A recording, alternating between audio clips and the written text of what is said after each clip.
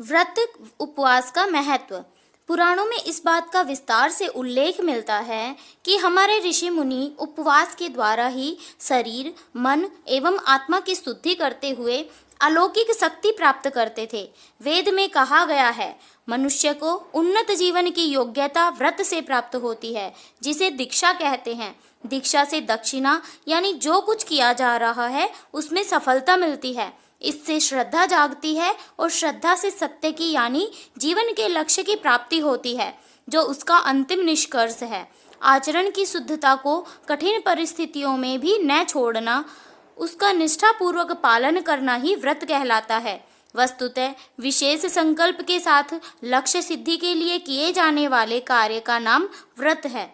असंयमित जीवन जीने के कारण जो अशुद्धियां और अनियमितताएं आ जाती हैं, उनके निवारण का सफल उपाय व्रताचरण ही होता है। अन्न की मादकता के कारण शरीर में आलस्य आने लगता है, जिससे पूजा उपासना से उत्पन्न आध्यात्मिक शक्ति नष्ट होने लगती है। व्रत से हमारा शरीर और मन शुद्ध बनता है, आत्मविश्वास बढ़ता है और संयम की वृत्ति का भी विकास होता है। आत्मविश्वास हमारी शक्तियों को बढ़ाता है और संयम से शक्तियों का व्याह घटता है। इस प्रकार व्रत से आत्मशोधन और शक्ति दोनों लाभ प्राप्त होते हैं। इंद्रियों, विषय वासना और मन पर काबू पाने के लिए उपवास एक अचूक साधन माना गया है।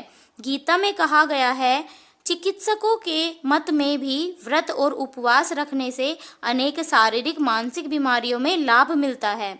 सप्ताह में एक दिन का व्रत करने से हमारे आंतरिक अंगों को विश्राम करने और सफाई करने का मौका मिलता है, जिससे शारीरिक और मानसिक शक्ति तथा आयु बढ़ती है। इसके अलावा व्रतानुष्ठान द्वारा आधि भौतिक, आध्यात्मिक एवं आधि दैविक त्रिविध कल्याण प्राप्त होता है। उपवास का प्रयोजन शरीर का शोषण नहीं, अपितु लक्ष्य पाने का संकल्प जगाना है। महात्मा बुद्ध ने अपने लक्ष्य की पूर्ति के लिए संकल्प किया कि इस आसन पर बैठे बैठे मेरा शरीर भले ही सूख जाए, चमड़ी, हड्डी और मांस भले ही विनिष्ट हो जाए, किंतु दुर्लभ बोधि को प्राप्त किए बिना यह शरीर इस आसन से विचलित नहीं होगा। इस दृढ़ संकल्प से ही वे बुद्धत्व को प्राप्त हुए।